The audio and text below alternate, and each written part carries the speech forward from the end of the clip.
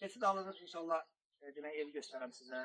Yəni ki, həqiqətən də dövlətimiz bu cür şəhid ailələrinə, qazi ailələrə, əllərə verdiyi dəyəri göstərir. İkinci video. Göstərirəm ki, yəni bu cür ailələrə necə dəyərləyir. Bax, həyəti öz qaydasında. Neçə sot həyəti var? 22. 22 sot həyəti var. Gəl gedək, bu parvallarda yəqin ki. Gəl gedək evi göstərir. İcazə deyirsəniz, saz olar. İcazə deyilməsə də olmaz. Yox, yəni, hörmətli izləyicilərim, görürsünüz, yenə deyirəm, sevinçli günə gəlmişik. Allah bütün şəhidlərimizə rəhmət eləsin. O şəhidlərimiz olar. Bu gündə nə Ağdərədə, nə Kəlbəcərdə, nə Laçındarda, ümumiyyətlə Azərbaycan heç bir yerdə toy olmazdı. Heç bir yerdə aşı olmazdı. Yəni mən soruşuram ona görə, yenə bir şəhid ailəsi. Əgər icazə verirsə, bizim sazlaşımız var. Gözəl burada şad günümüzü qeyd edək. İcazə vermişsinizsə, problem deyil. Gözümüz. Hə. Gözümüz. O gətirsən. Həmən sabırlasan sən. Qırqışdan kömək edirəm açdığına. Sazı gətir. Gəl gedək yuxarı göstərək.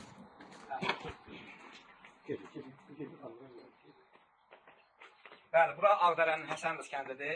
Çox gözəl, həqiqətən də gözəldir. Bura Seyvandır. İndi evlər bir-bir göstərir sizə. Bəli, eşq olsun dövlətimizə, dövlətimizin qanunlarına, eşq olsun cənab prezidentimizə, Allah bütün şəhidlərimizə rəhmət eləsin.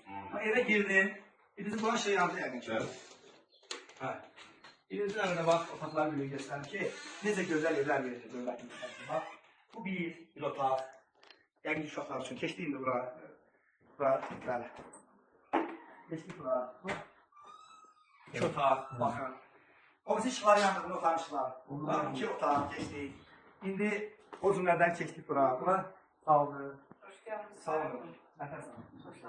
Allah bütün şəhidlərimizə rəhmət eləsin. Bu şəhidlərimizin sayəsində biz Azərbaycanda rahat gəzə bilirik. Allah bütün şəhidlərimizə rəhmət eləsin. Torpaqlarımızdan da olsun.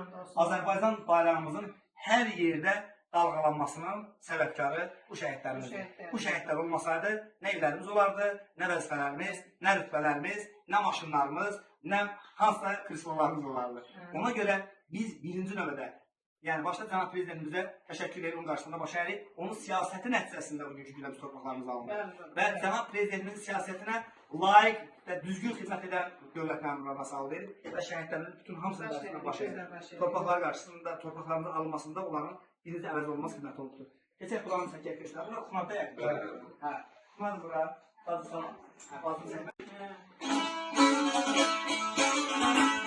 Allah bütün şəhidlərimizə rəhmət eləsin. Torpağımız namlı olsun. Cənab prezident sağ olsun. Eşq olsun vətənimizə, eşq olsun dövlətimizə, dövlətimizin qanunlarına. Allah bütün şəhidlərimizə rəhmət eləsin. Qarşı baş eləsin. Baş eləsin. Günlərə şükürlər olsun. Allah Allah'ım.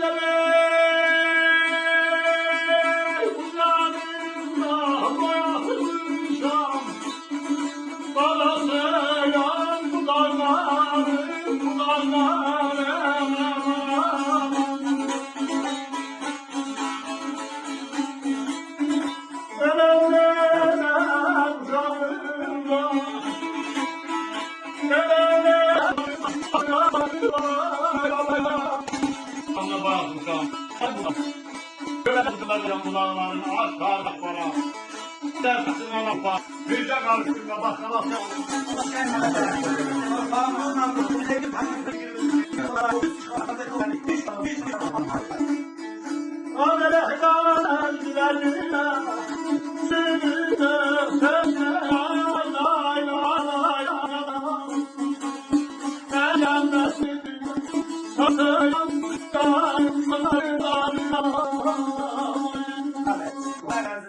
Kimler yani ne sanırsa yanında saklayan ne söyleyeyim. Azerbaycan'da bütün göçmen olmanız kadar gelmezdi sonunda Allah mükemmel. Ben kurbanın abisi ki yerlere ben öz sevincimizi, şad günümüzü görüşmeliyim. Ben bazı ülkelerde bazı yerlerde ki Azerbaycan'ın yanında değil. O da tamam değil ki